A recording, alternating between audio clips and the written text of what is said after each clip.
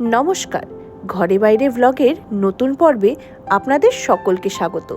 এর আগের পর্বে আপনারা দেখেছেন আমাদের কোঁ সামুইতে ফিশারম্যান ভিলেজ মার্কেট আর হাইল্যান্ড প্যারাডাইস ভ্রমণের গল্প। তার সাথে ছিল সিলাভাতে প্রাইভেট বিচ রিসর্টের প্রাইভেট বিচটিকে ঘুরে দেখার গল্প। আজকের পর্বে থাকছে কোঁ সামুই থেকে ফিফি আইল্যান্ড যাওয়ার বিভিন্ন বৃত্তান্ত। কোঁ সামুইতে কিছু জন্মান্তরেও না ভুলিবার মতো দৃশ্য উপভোগ করে আমরা এবার রওনা দিতে চলেছিলাম আমাদের পরবর্তী আইল্যান্ড ফিফি আইল্যান্ডের উদ্দেশ্যে। সেদিন সকাল 6টার সময় উঠে আমরা রেডি হয়ে গেছিলাম, কারণ 7টার সময় আমাদের গাড়ি আসার কথা ছিল। তো এখন বাজছে এখানে সকাল 6:22 আর আমরা এখন এখান থেকে চেক আউট করছি। আমরা যাচ্ছি আজকে ফিফির উদ্দেশ্যে। এখানে আমাদের এখান থেকে গাড়ি বুক করে দিয়েছে, আর সকাল 8টার সময় হচ্ছে আমাদের ফেরি আছে সেই সেম পিয়ারে। তো এখন আমরা সেই উদ্দেশ্যে রওনা দেবো। ব্রেকফাস্ট আছে 6:30 থেকে শুরু হবে, কিন্তু আমরা জাস্ট প্যাক করিয়ে নিচ্ছি একটা ব্রেকফাস্ট বক্স মতো, যেটা রাস্তায় যেতে যেতে খেলাম, কারণ ওয়েট করার সময় নেই। কিন্তু ভিউটা ছেড়ে সত্যিই আমার যেতে ইচ্ছা করছে না, এত সুন্দর। সত্যিই তাই, থাইল্যান্ডের বিভিন্ন জায়গায় থাকার পরও এই ভিউটি যেন আমার এখনো চোখে লেগে আছে। ওখানে থাকা বেশ কিছু ফ্রুট আমাদেরকে কমপ্লিমেন্টারি হিসেবে দেওয়া হয়েছিল। আমরা সেখান থেকে শুধু আমটা আমাদের সঙ্গে প্যাক করে নিয়েছিলাম। আচ্ছা, এবার আসি আমরা কিভাবে কি বুকিং করেছিলাম। এই সমস্ত ট্রান্সফার প্যাকেজটা আমরা বুক করেছিলাম ফ্যান্টিভ ট্রাভেলসের থ্রু 12 গো বা 1 গো নামক একটি অ্যাপ থেকে। এই অ্যাপটিতে আমাদের পার হেড প্রায় 1000 বাট বা তার একটু বেশি করে পড়েছিল, মানে ধরে নিন ওই প্রায় 2000 টাকা মতো বা তার কিছুটা বেশি পড়েছিল। এই ট্রান্সফার প্যাকেজে আমাদের কোঁ সামুইয়ের নাথং পিয়ার থেকে তুলে প্রথমে ড্রপ করা হয়েছিল সুরাট থানির ডংসাক পিয়ারে। এই জার্নিটি ছিল ফেরি মাধ্যমে। এরপর ফ্যান্টিভ ট্রাভেলসেরই একটি বাস আমাদেরকে সড়ক পথে পৌঁছে দিত পরবর্তী পিয়ারে, মানে ক্র্যাবির নোপাড়া থারা পিয়ার। সেইখান থেকে ফেরি মাধ্যমে আমাদেরকে পৌঁছে যেতে হতো ফিফি আইল্যান্ডের পিয়ার, যেটি হলো টনসাই পিয়ার। ফুকেট থেকে কোঁ সামুই আসার সময় আমাদের প্রায় একটি গোটা দিন নষ্ট হয়ে গেছিল, কিন্তু ফিফি আমরা বেশ তাড়াতাড়ি পৌঁছে গেছিলাম। আর এখানে জলের মধ্যে দিয়ে যেতে বেশ ভালো লাগছিল। এখানে বসার ব্যবস্থা খুব ভালো ছিল, তবে আমরা বেশ কিছুক্ষণ বাইরে এসে এই সূর্যের আলোতে আর সমুদ্রের হাওয়াতে প্রাকৃতিক পরিবেশটিকে উপভোগ করছিলাম। ওই যে আমার জামায় যে দুটি স্টিকার দেখা যাচ্ছে, এগুলি হলো এখানকার ট্রাভেল কোম্পানি আর এখানকার পিয়ারের স্টিকার। যারাই সমুদ্রপথে যাতায়াত করে তাদের জামায় এরকম করে স্টিকার লাগিয়ে দেওয়া হতো। যতবারই সমুদ্রের দিকে তাকাই ততবারই খালি মনে হয় এ কোনো বাস্তব জগৎ নয়, এটি ডিজনি আইল্যান্ডের সমুদ্র। অবশেষে নাথং পিয়ার থেকে আমরা এসে পৌঁছলাম সুরাট থানির ডনসাক পিয়ারে। সেখান থেকে কথা মতো আমরা চলে গেলাম ক্র্যাবির নোপাড়া থারা পিয়ারের উদ্দেশ্যে।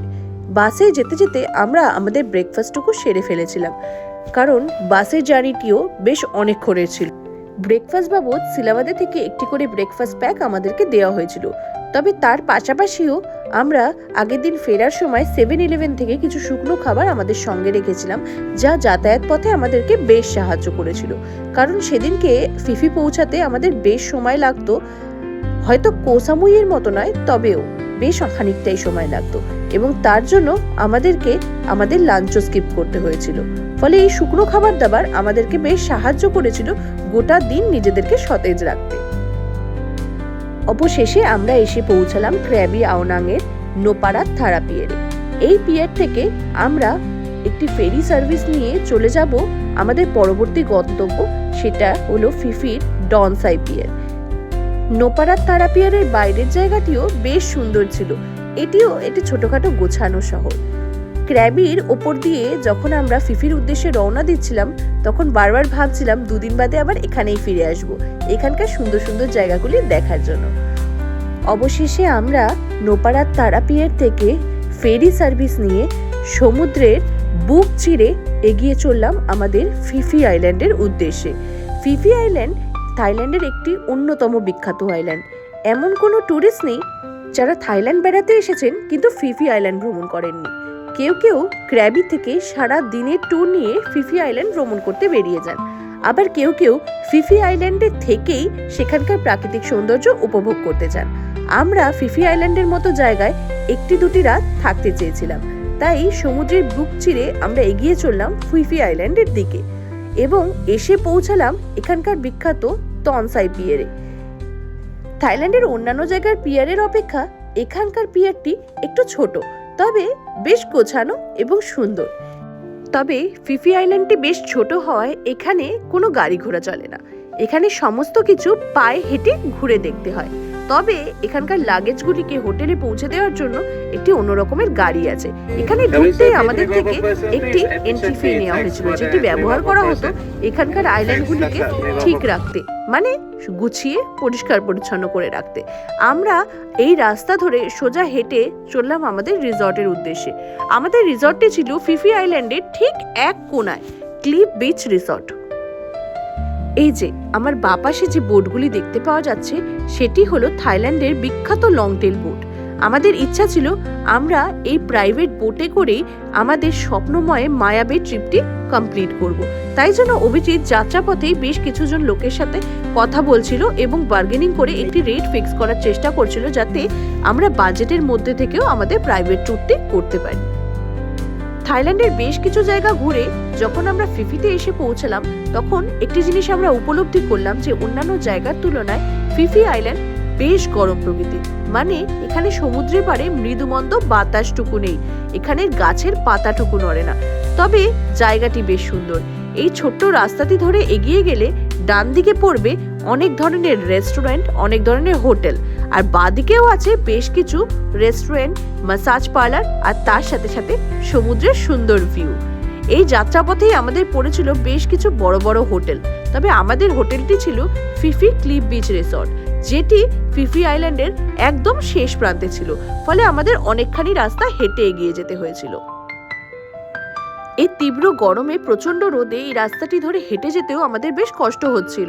তবে এখানে একটি সুব্যবস্থা ছিল, এখানে এক ধরনের গাড়ি পাওয়া যেত, যে গাড়িতে করে আমাদের লাগেজ আমাদের রিসর্টে পৌঁছে দেওয়া হতো, ফলে আমাদেরকে আমাদের সাথে আমাদের লাগেজটা ক্যারি করতে হয়নি। আমরা সুন্দর এই রাস্তাটি ধরে চারপাশের দোকানপাট দেখতে দেখতে এগিয়ে চলেছিলাম আমাদের রিসর্টের দিকে। যাত্রাপথে পড়েছিল বেশ কিছু দোকানপাট, সেই দোকানপাটে অনেক রকমের জামা কাপড়, মেমেন্টো, এছাড়াও ছিল ফ্রিজ ম্যাগনেটের দোকান। আপনি লাগেজ আনতে ভুলে গেলেও এখান থেকে ঠিক লাগেজ কিনে নিয়ে বেরিয়ে যেতে পারবেন। তাছাড়াও মানুষকে গিফট করার জন্য বিভিন্ন ধরনের উপকরণ এখানে পাওয়া যাচ্ছিল।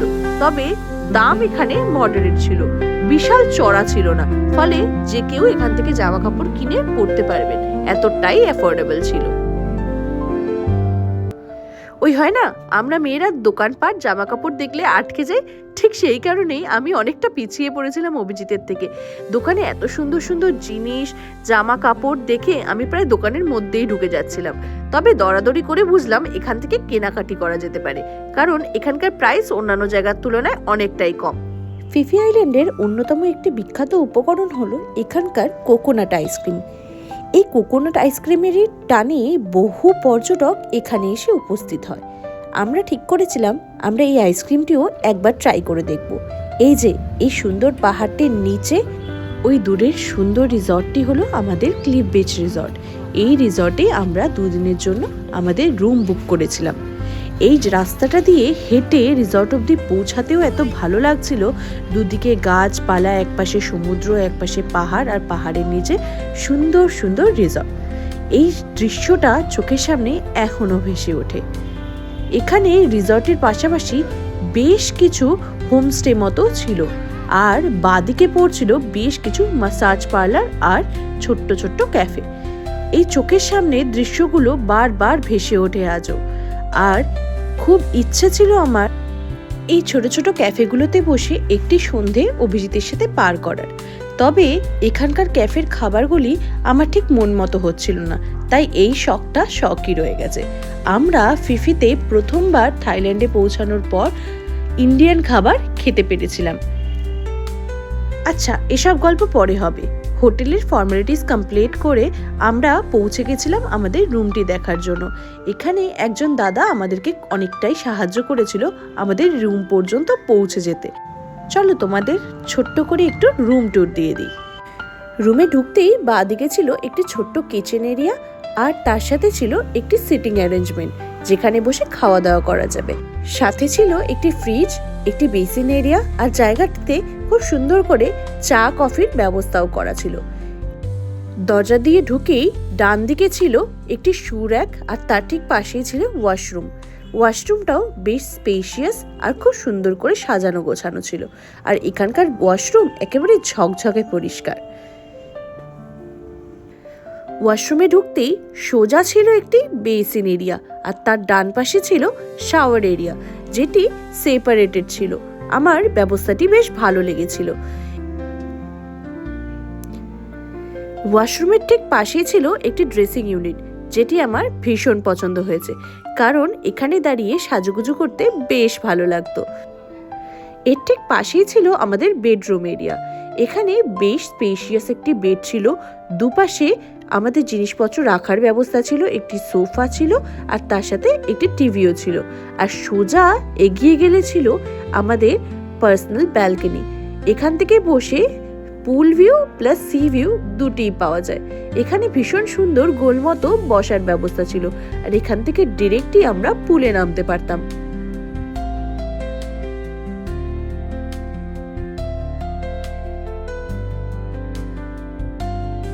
এরপর একটু রেস্ট নিয়ে আমরা সন্ধেবেলা বেরিয়ে পড়েছিলাম আমাদের পরবর্তী দিনের ট্রিপটি বুক করার জন্য। পরবর্তী দিনে আমাদের প্ল্যান ছিল মায়াবে সফরে যাওয়া।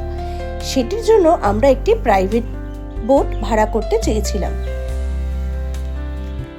নানা রকম কথাবার্তা এবং ডিসকাশনের পরে একটি নির্দিষ্ট রেটে দুজনেই রাজি হওয়াতে আমরা এখান থেকেই ট্রিপটি বুক করে নিলাম। জায়গাটির নাম আমরা ভিডিওতে দিয়ে দিলাম, যাতে পরবর্তীকালে আপনাদের সুবিধা হয়, কারণ অন্যান্য জায়গার তুলনায় এখানে আমরা ট্রিপটির প্রাইস অনেক কমে পেয়েছিলাম। এরপর ট্রিপ বুক করে আমরা বেরিয়ে পড়লাম পায়ে হেঁটে ফিফি আইল্যান্ডটা ঘুরে দেখতে। ফিফি আইল্যান্ডের দুটো ভাগ, একটি ফিফি লে আর একটি ফিফি ডন। ফিফি ডনে বিভিন্ন রকম হোটেল, রেস্তোরাঁ এবং থাকার ব্যবস্থা রয়েছে। আমরা ফিফি ডনেই উঠেছিলাম। ফিফি ডনটি ভীষণ সুন্দর একটি আইল্যান্ড, যেখানে মধ্যিখান দিয়ে চলে যাচ্ছে সুন্দর বাঁধানো রাস্তা, আর দুই পাশে বড় বড় হোটেল, রেস্টুরেন্ট, হোমস্টে এবং সুন্দর সুন্দর মাসাজ পার্লার। এই রাস্তাটি ধরে হেঁটে বেড়াতে আমাদের খুব ভালো লেগেছিল। থাইল্যান্ডের অধিকাংশ রেস্টুরেন্টই ছিল বেশ খোলামেলা প্রকৃতির। এখানে বসে দিব্যি একটি সন্ধেবেলা কাটিয়ে ফেলা যায়। এছাড়া এখানে গানের ব্যবস্থাও করা ছিল, এবং রাস্তার অন্য পাশে ছিল অনেক রকমের জিনিসপত্র কেনাকাটার জায়গা। এখানে মেইনলি যেটা পাওয়া যাচ্ছিল সেটা হচ্ছে মেয়েদের সুন্দর সুন্দর জামা কাপড়, নানা রকম অ্যাক্সেসরিজ, ম্যাগনেট এবং ঘর সাজানোর সামগ্রী। এছাড়াও এখানে জুতো, ব্যাগ, টুপি এসবও পাওয়া যেত। ছেলেদের জিনিসপত্র পাওয়া যাচ্ছিল, তবে মেয়েদের ভ্যারাইটিটা অনেক বেশি ছিল। এই রাস্তার মোড় ঘুরতেই প্রতি মোড়ে দেখতে পাওয়া যাচ্ছে একটি করে টাকা এক্সচেঞ্জ এবং একটি করে ট্রিপ বুক করার দোকান। এই রাস্তাগুলি ধরে হেঁটে বেড়াতে আমার সেদিন দারুণ ভালো লেগেছিল। তবে ভেবেছিলাম কোনোবার যদি ফিরে আসি তবে এই ফিফি আইল্যান্ডটিকে রাখবো ডে ট্রিপের খাতায়। এখানে স্টে করার চেয়ে থাইল্যান্ডের অন্য কোনো জায়গায় ঘুরে বেড়ানোটা আমার মনে হয় বেশি দরকার, কারণ থাইল্যান্ড এত বড় দেশ, কিন্তু সময় আমাদের হাতে সীমিত।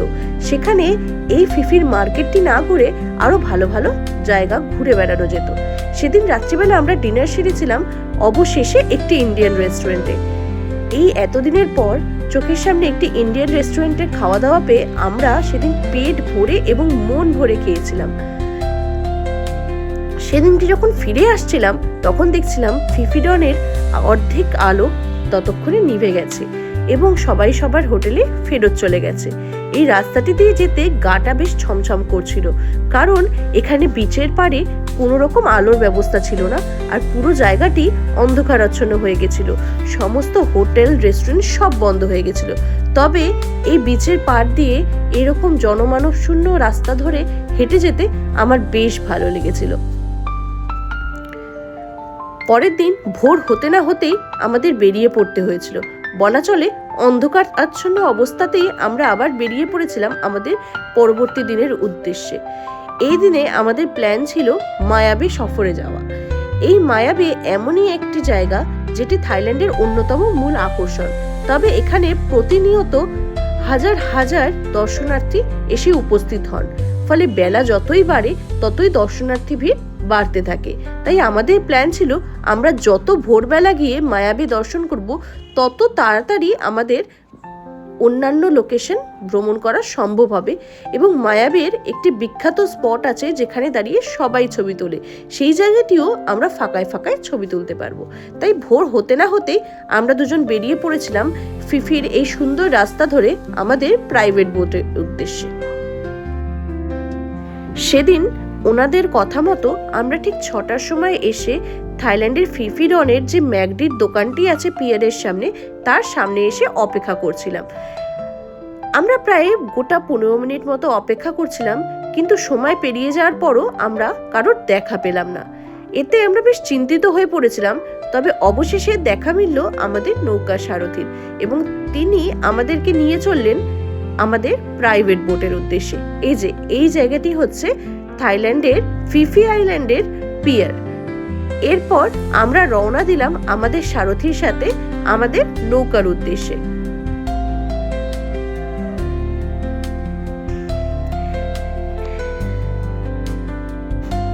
অবশেষে থাইল্যান্ডের বিখ্যাত লংটেল বোটে বসে আমরা নিজেদেরকে কিছুক্ষণ ক্যামেরাবন্দি করে নিলাম, কারণ এই মুহূর্তগুলো আর হয়তো ফেরত আসার নয়। তবে অনেকে মিলে নৌকায় গেলে মনে একটি জোর আসে। আমরা দুটিতে যাচ্ছিলাম তো, তাই মনের মধ্যে বেশ ভয় ভয় করছিল যে এত বড় নৌকা আর আমরা দুজন, যদি মাঝ রাস্তায় কোনো বিপদ হয়। তবে যাই হোক, মনের কুডাককে একধারে রেখে এই লং টেল বোটে করে সমুদ্রের বুক চিরে আমরা এগিয়ে চললাম সেই বিখ্যাত মায়া বে দেখার জন্য। থাইল্যান্ডের বিভিন্ন রকমের নৌকায় চড়ার পর অবশেষে যখন লং টেল বোটে চড়লাম, তখন অনুভূতিটা ছিল অন্যরকম।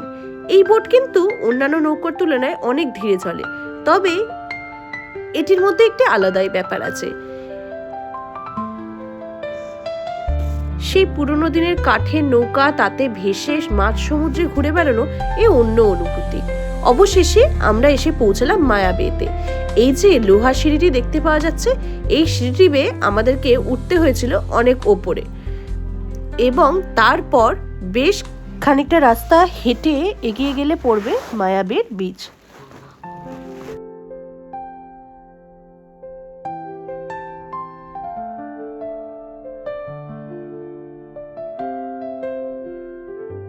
এই জাস্ট আমরা মায়াবেতে নেমেছি।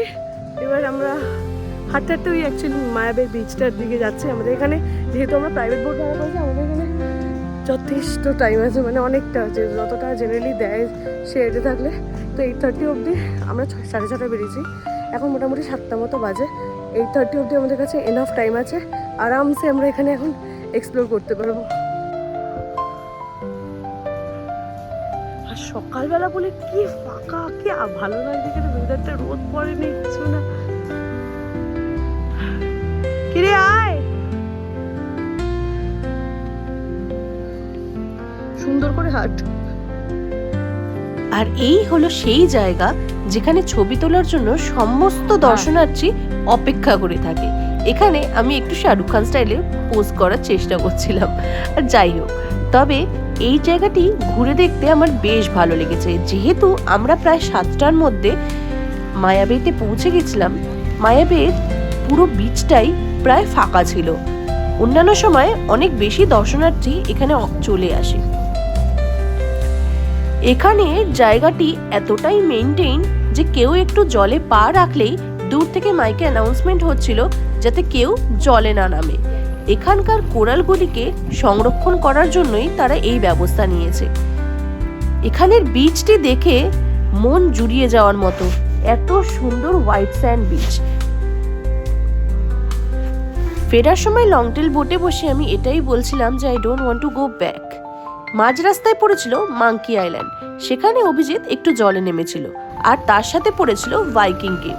এই যে এটি হলো ভাইকিং কেভ। এখানে একদল নাবিক কোনো এক দুর্যোগের সময় আটকে পড়েছিল, আর এই গুহার মধ্যে থাকা পাখির বাসা খেয়ে বেঁচেছিল দিনের পর দিন। এরপর আমরা এই সমুদ্রের নীল জল দেখতে দেখতে আমাদের প্রাইভেট বোটে করে রওনা দিলাম ফিফি ডন আইল্যান্ডের উদ্দেশ্যে। এখানকার জলের রং এত সুন্দর ক্রিস্টাল ব্লু কালারের যে বারবার মনে হবে এই জায়গাতে ফিরে আসি। তবে উপায় নেই, কারণ হাতে সময় খুব সীমিত, তাই আমরা রওনা দিলাম ফিফিডন আইল্যান্ডের উদ্দেশ্যে। এবারের ফিফি আইল্যান্ড ভ্রমণের গল্প এই অবধি। এর পরবর্তী পর্বে আসছে ক্র্যাবি ভ্রমণের গল্প। ক্র্যাবিতেও আমরা নানান জায়গা ভ্রমণ করেছিলাম, যেগুলো খুব তাড়াতাড়ি আপনাদের কাছে নিয়ে আসবো। ততদিন ভালো থাকবেন।